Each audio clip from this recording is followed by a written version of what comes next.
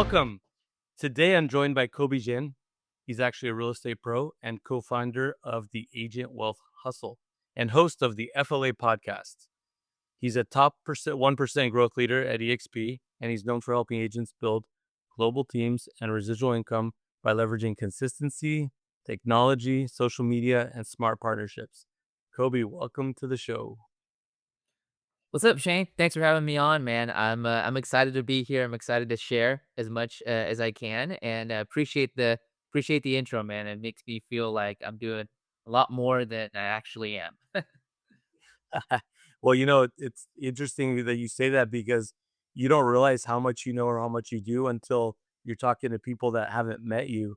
And when they ask you questions and it just starts flow, right? Like I could stay here for an hour with you. We still won't get everything you have in you, but you don't even realize you have that much in you until somebody asks you.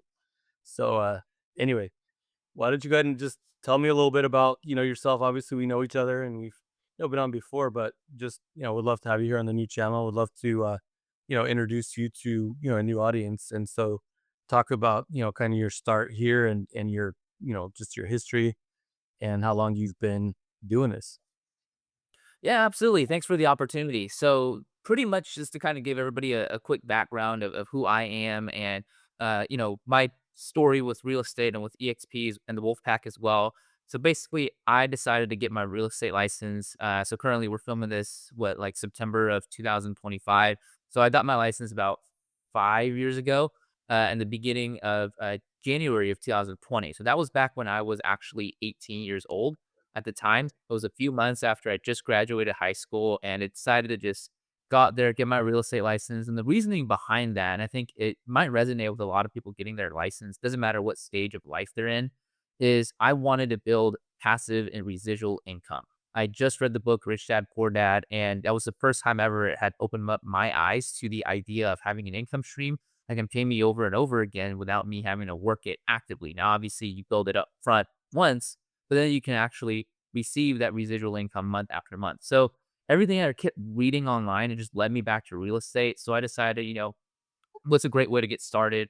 Why don't I just go out there, get my real estate license, see who I can partner up with, maybe join a team, join a brokerage that's also doing real estate investing was really kind of my mindset at the time. And then, just go from there. Right. Cause I didn't have any background in real estate. We didn't know anybody in our family who was doing real estate either. So I just thought, get my license, go out there, be able to add some value and see what I can learn from there as well.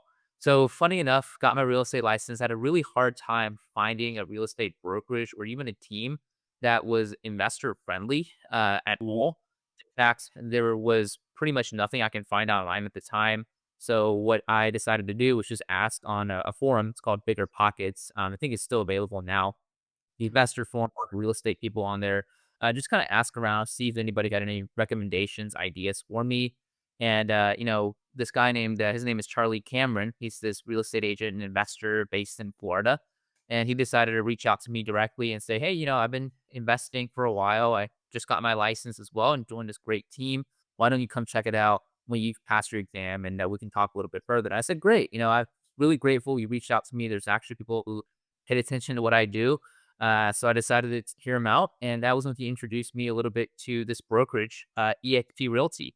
And funny enough, at the time when I was first looking at it, everything made sense to me as far as how the model works, but I was really drawn towards the organization that we're part of, the Wolfpack organization, and especially the investor resources being offered by our team leaders as well. So that way I can start learning. This is, really the only brokerage that offered investment resources on top of sales resources. And I decided, from there, I was ready to go, ready to join at that time. And got started in January of 2020. And funny enough, a few months later, as I was kind of working more of as an inside sales agent for a local investor here, I'm based in Houston.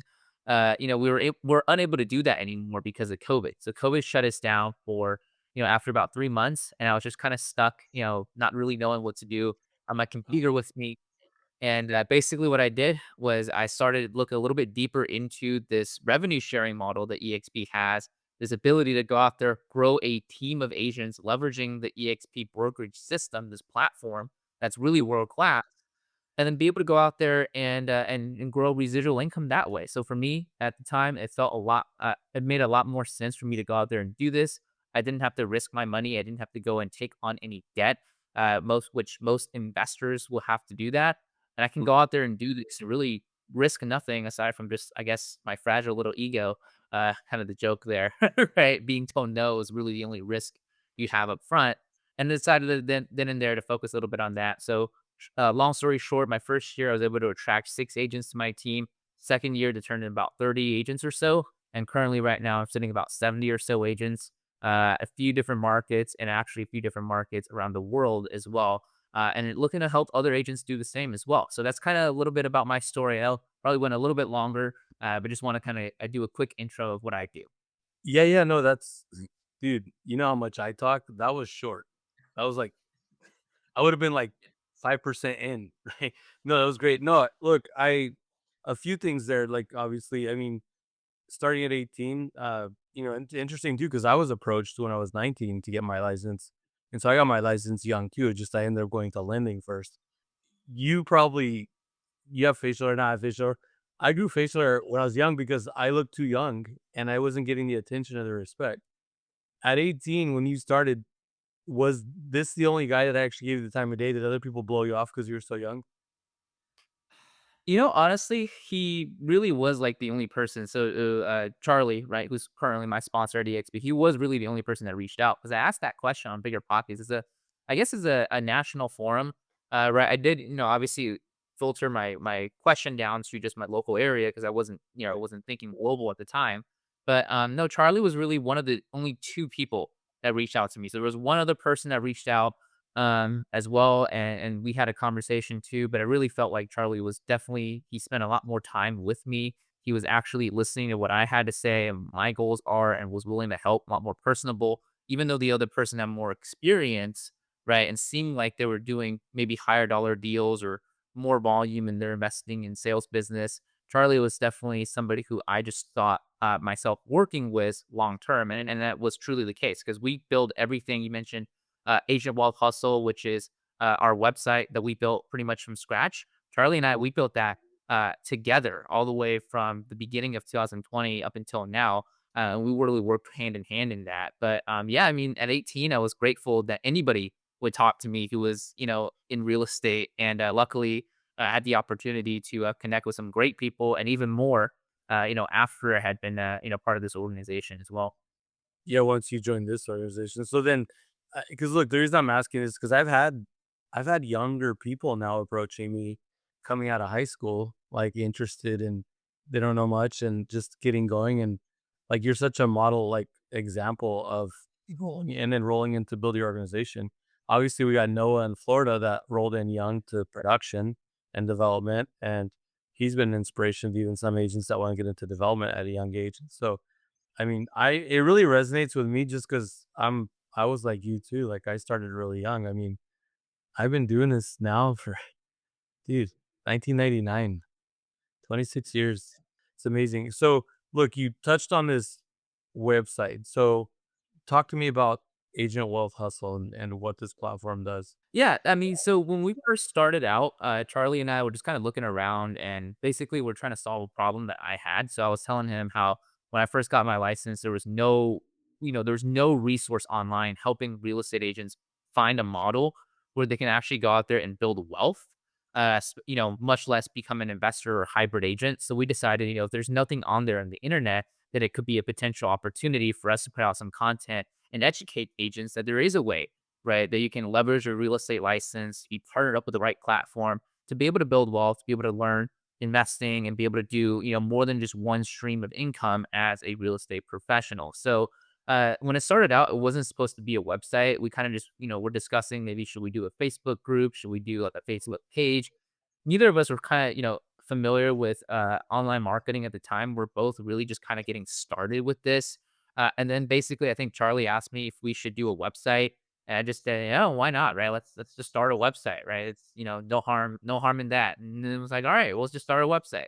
And then when we started a website, another question came up, which is like, should we do this SEO thing, the search engine optimization thing, right, for our website, so people might be able to find us on Google? I'm like, sure, why not? Let's give that a crack, right? And until we know that will become like our main strategy for the next 4 or 5 years, right up until now. And basically what it is, it's really just a website, a resource that shares with other agents who are maybe getting their license or maybe even been in the business for a while, how they can leverage your license to grow wealth, not just an income stream, right? Because usually when you're going out there, you're getting your license or you're finding resources about what it takes to be a real estate agent. What they're talking about online is, how do you do more sales? How do you do more lead generation? How do you close more deals and earn more commissions? And there's nothing wrong with that. We have some resources on our website that talk about that as well. But I think there's a piece missing there, which is, how do you leverage your license to create not just one income stream, but multiple income stream, and especially multiple income streams that are residual.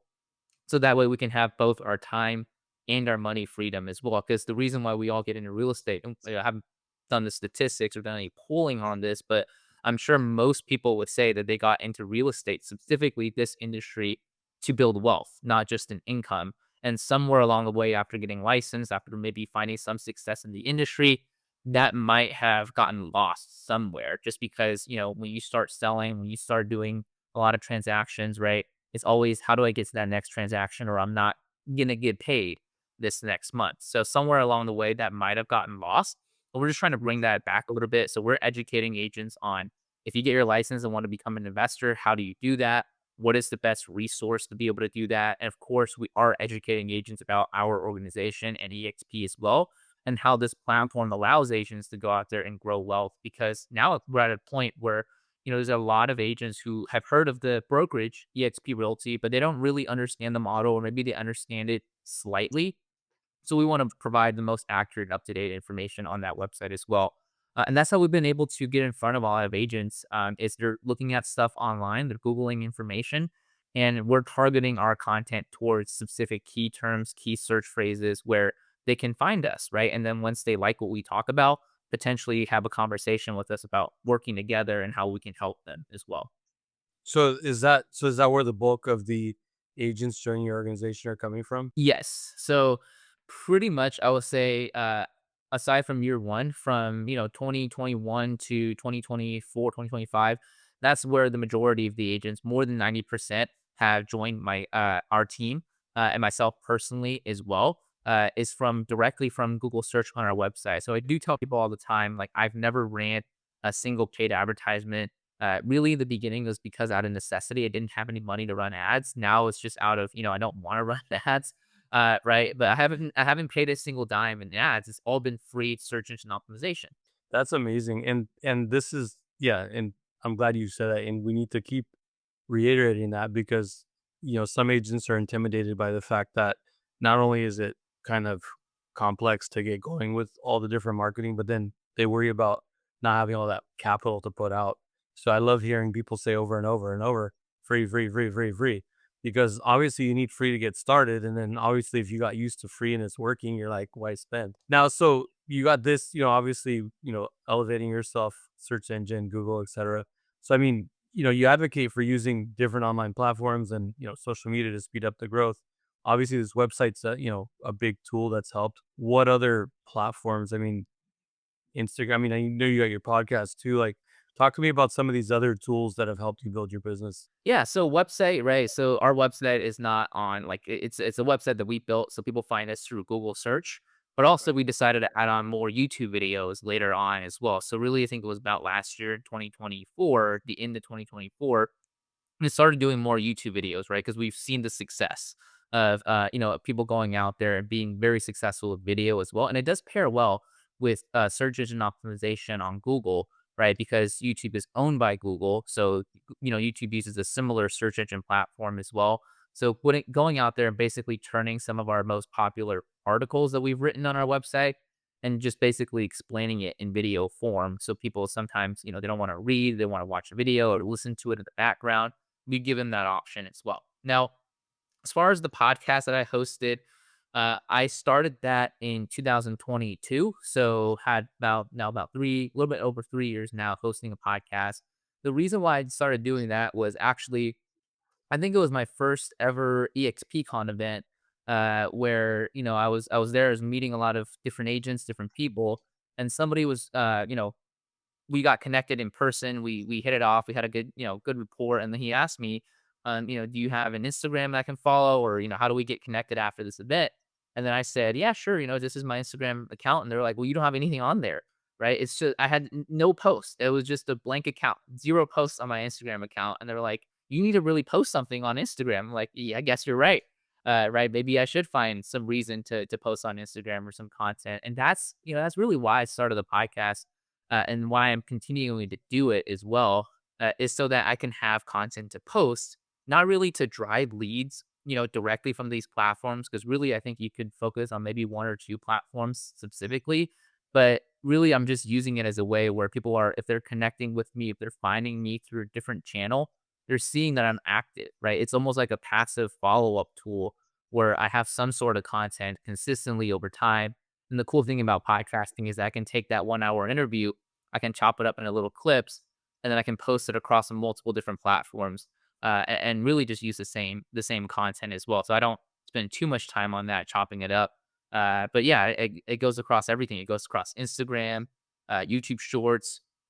Instagram automatically syndicates to Facebook and LinkedIn, as well. So I've been, about 2, 3 years. It went from having nothing on my social media to now people are saying, "I'm seeing your posts all the time." And really, that's because of the podcasting that I've done, which, it makes it easy when you interview somebody else. Not to diminish this interview. What you're saying about video and Google and everything, I'm aware, even though I'm not super techy, I'm aware of how that helps elevate and such. And so with the podcast, obviously it's creating a lot of content. Like, what's the frequency of the podcast? Like, are you doing it weekly, bi-weekly? How often are you doing it? Yeah, so I like to record well in advance, so that way if something comes up, it's not, I'm not like stressed to record something right away. So when I first started, I think I had like 6 recorded in the vault before I started releasing them. But once a week, I release one episode a week, so that way it's not overwhelming, but it's also enough content where I can now derive about 7 clips from it, where now I have pretty much something to post every day. Like one post every day I can share because I can derive, 7 30-second to 90-second clip from each 45 minute to hour podcast.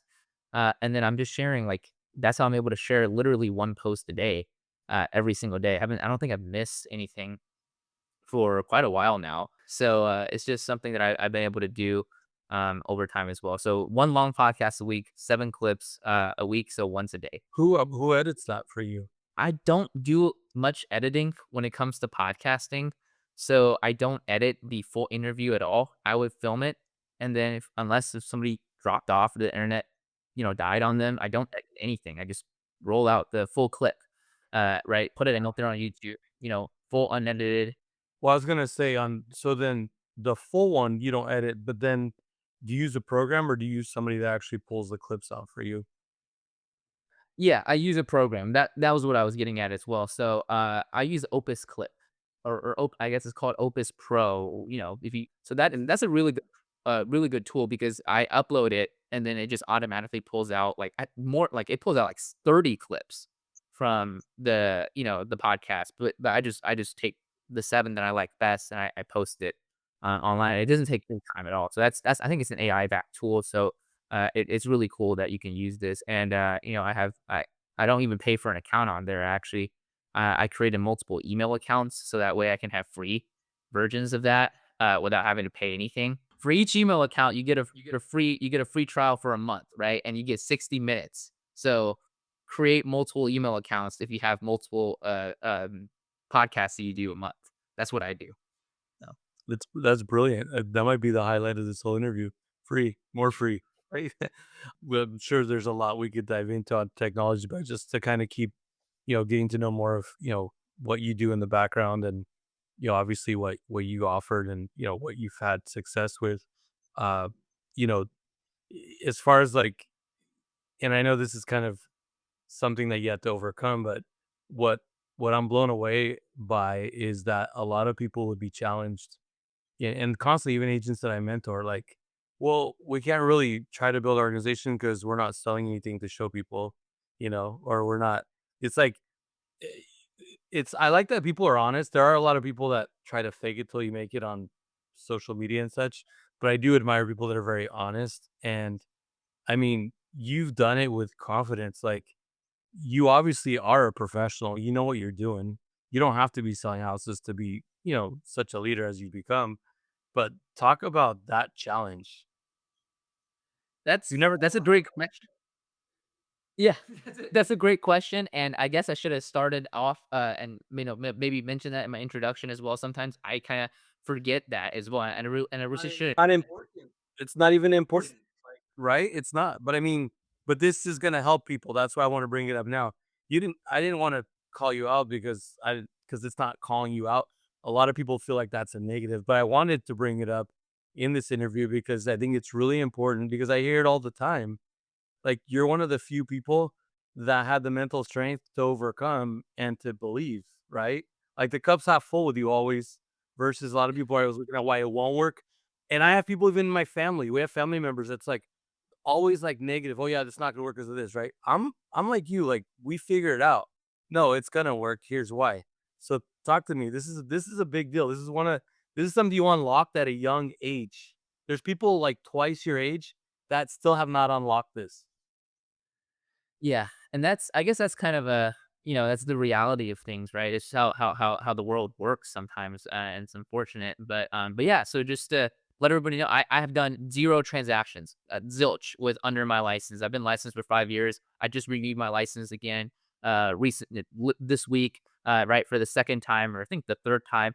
Never closed a single transaction ever in my life, right? But I have 70 agents in my organization, and I've grown personally attracted about 55 of those agents or so.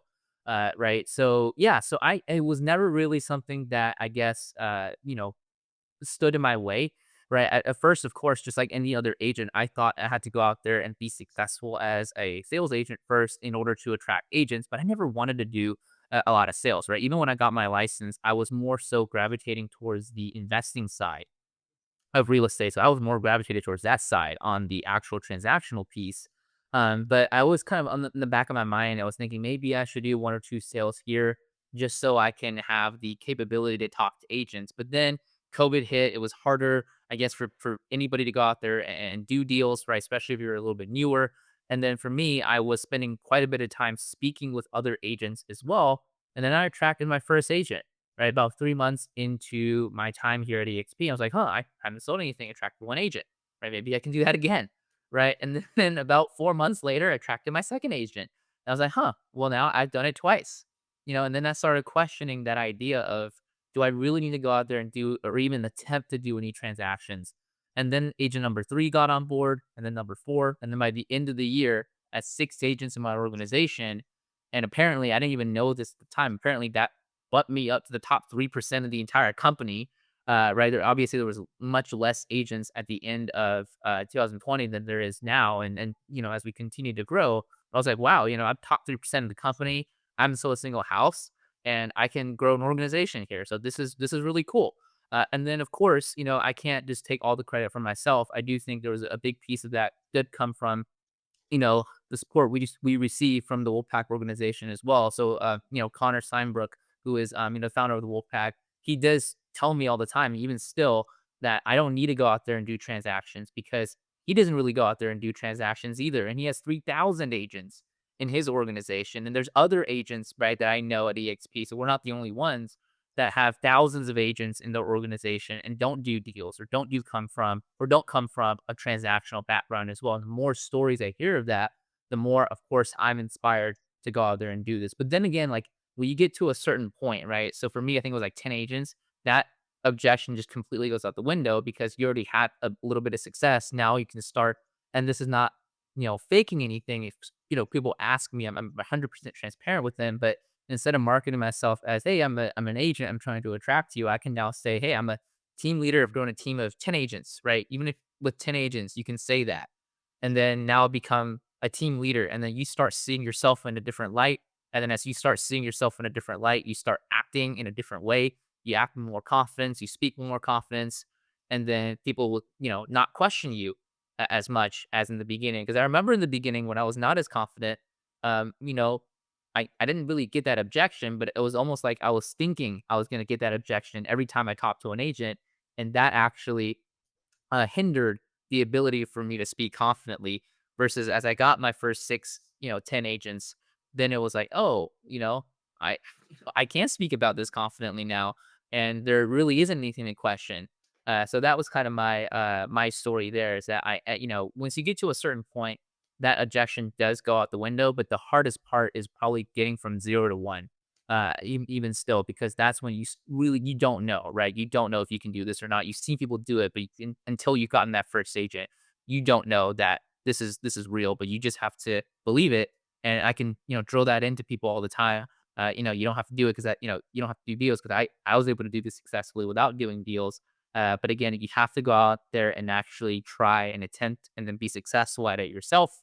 But you really need that one win because that's going to get you to your second win and so on and so forth until you know you just forget about it completely and you're being interviewed on a podcast. It gave you the confidence, and then you're like, "Okay, well, this is repeatable." Then once it came, then okay, so can we do a quick role play? Because I wanna Yeah. 'cause I wanna give this example. There's real like okay, so, like, "Hey, Kobe, I watched one of your videos. I'm pretty excited to hear more about your organization, but I don't see any, like, sales on your profile. Like, what do you sell?" Yeah, so, I'm glad you asked that because I actually don't do any transactions myself. I'm completely focused now on the team building and revenue share side of the business. I'm sure you've looked into it as well.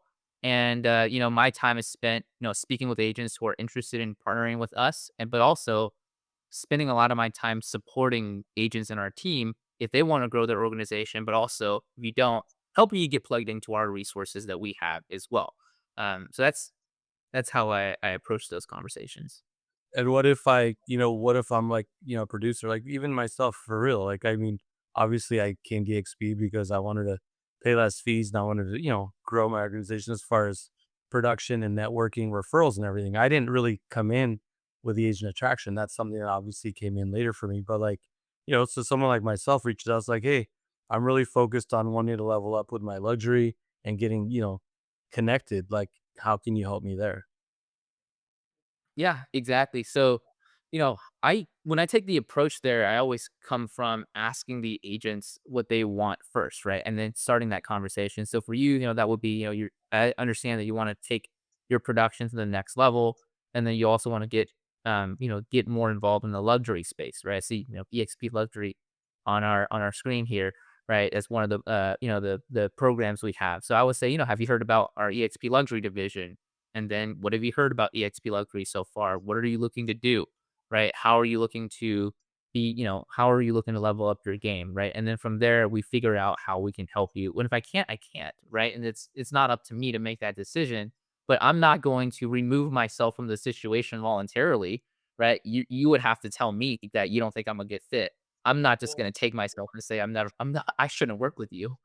I didn't mean that as a disqualifier. I meant more your your transition. Because here's the thing, like, we've built this great organization, right? The Wolfpack, right? So there's a lot of resources. So I guess my whole thing is that, like, I already know who to go to for different things in the Wolfpack for the most part, right?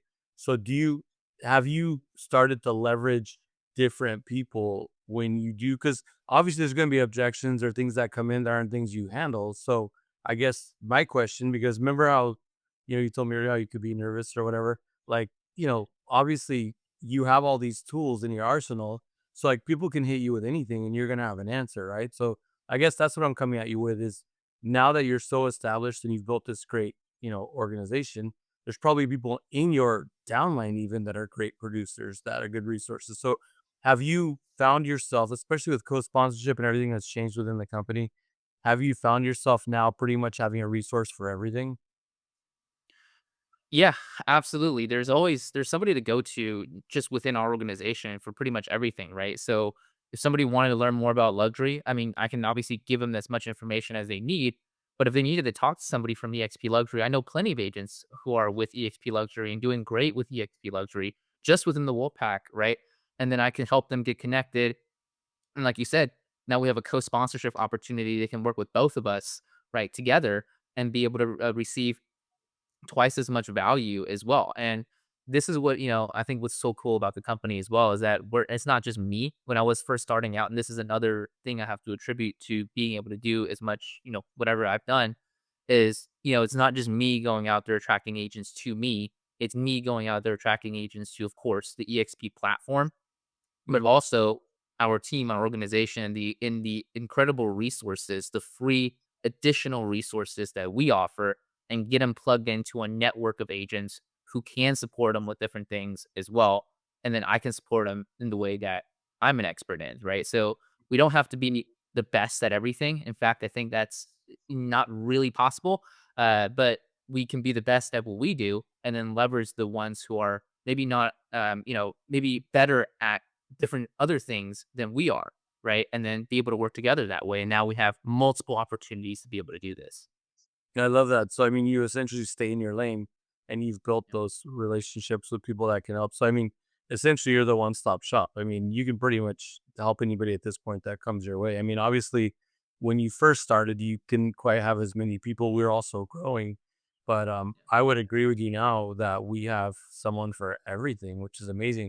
In fact, we have multiple people for some of the same stuff. And on that note, I mean, you can't have this interview in today's age without addressing AI. How is AI impacting Kobe's business these days? Like, where's the advantages? I mean, what's happening with you and AI? Because I know you're pretty techy. Yeah, so I like where this is going, right? I like where AI is going for sure because it's helping us be able to do things so much faster. And like I mentioned, right? So number one, like I've been using Opus to clip down my videos, and I mean, obviously that saves a ton of time. I don't even know how long it would take me personally to find 7 clips of 30 to 90 seconds, especially being very kind of over analytical sometimes, right? You might want to pick one that's great, right? So I was like, oh, it's not good enough, and I'll edit down this and that and whatever as well. So yeah, so that's saving me obviously a ton of time is Opus Clip for content, right? If you want to create, you want to turn long form content into short form content. That's the best. I mean, that's the best tool there is out there, right? And then there's so much more that you can do. You can leverage your long form content, turn into so many different things that you can use across multiple platforms. And then also this new thing that just came out with ChatGPT, this AI agent that came out, right? And it was, just takes a while to get used to and get, playing around with it, but, when you do a podcast, when I do a podcast, I always have to, create the descriptions and the tagging and everything, right? And I used to do this just straight from ChatGPT itself, where I just had a file and I'm able to enter somebody's information. Like I can upload somebody's bio and then, type, this is what we talked about on our podcast. And then it would generate a full 1 paragraph shorter bio, one paragraph, a description of the podcast, their links and everything. It'll be ready, right? But I still have to take that and then put it into my folder and then do all the formatting and everything as well. Well, now I don't have to do that anymore. I can simply upload the bio to this new ChatGPT AI agent tool, and then it's able to actually go into my Google Drive folder, so it can see my Google Drive. Now, it can't create any files. I try to have it do it, but it couldn't do that, not yet. But I wanted to just outsource everything. I don't wanna do anything. But, uh, but I went in there and actually it can see your previous files. So that's what it can do. So it can see your previous formatting, and that's what allows it to go out there and actually create files on my behalf as well. So it'll create 3 files. I can download it and then re-upload it into Google Drive as well. But I think eventually one day we're gonna come to a point where, it will actually I will actually be able to go out there and have ChatGPT or AI be able to create files for us, be able to do things that we never thought it could be doing for us. And I think, we shouldn't be afraid of it. I just think that, at this point, number one is we should start using it, start practicing with it. It's not going to replace us overnight. It's not going to replace your assistant overnight. Don't get frustrated with it like I sometimes do. But just play around with it, get used to the functions, get used to talking to it, find creative ways you can use it, and then leverage it however you can. Because in the next few months and the next year, it's going to get a little bit better, and the next year is going to get a little bit better, and the next year is going to get a little bit better, and then you don't want to get left behind, right from the start. So you don't have to stress out, and try to do everything everybody going out there doing, but just try it a little bit, integrate a little bit into your business, and then from there, it'll get better and you'll find more uses for it. Yeah, thanks for sharing. No, I appreciate that. I've actually toyed around with it too, and I've actually been enjoying it. Like, I like to write, but a lot of times we're so busy on the day to day, like it's almost like this brain like writer's block and stuff. And so, I love developing it for getting my thoughts out. And yeah, we're gonna see how much more I can use it with this stuff. But here, funny, it's like if you could, you'd have it making you breakfast and driving you around too, right? Like, right? Like, just want everything, just, like, do everything. Yeah, no, that's great. Well, look, I mean, we're kinda getting to the end, and I wanted to, maybe just, take a step back from obviously what you're doing and everything and just kinda maybe look forward. Like, what is the next year? Like, what's on your mind? What are your thoughts? Like, where are you taking your business and your life? Like, what's your next year look like for you? Yeah, absolutely. So for me, I think it's very important that I spend a lot more time now focusing on not just going out there and continuing to do what I do, which is attracting agents, but also helping those who are around me, helping those who are in my organization more specifically, be able to, create the same or similar levels of success as I have through the agent attraction side of the business as well.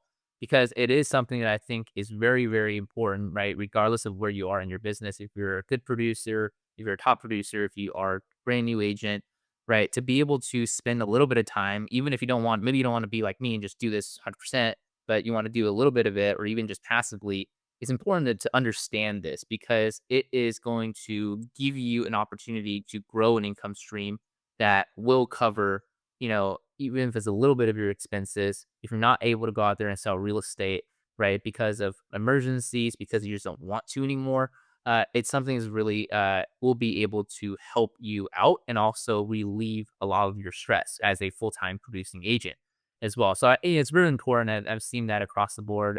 Multiple agents, talk about their stories as well.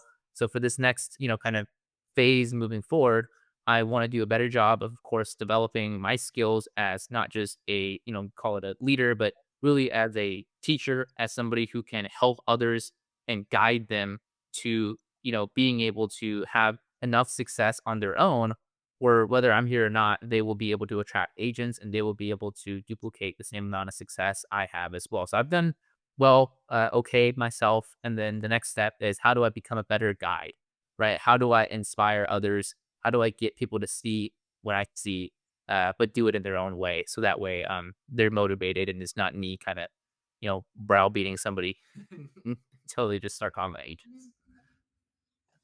Browbeating, I like that. Mm, Yeah. thanks for sharing.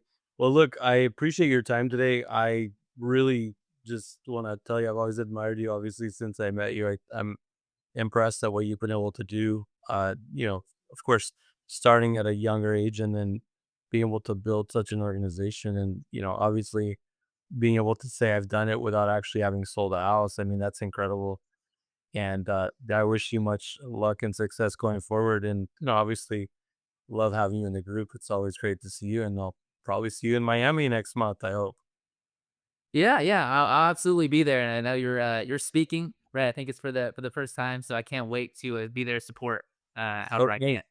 Yeah, that was a flattering surprise. And yeah, I'm excited to get out there more. I love to share, my knowledge and my experience. But yeah, the message that's been being shared is just the comeback from adversity and everything else I've been through with health and cancer and everything else. So it'll be it's a little more I find it a little more challenging being vulnerable in front of people. So we yeah, we'll see how nervous I get before I go on stage. But no, I'm excited about that and appreciate your support on that as well.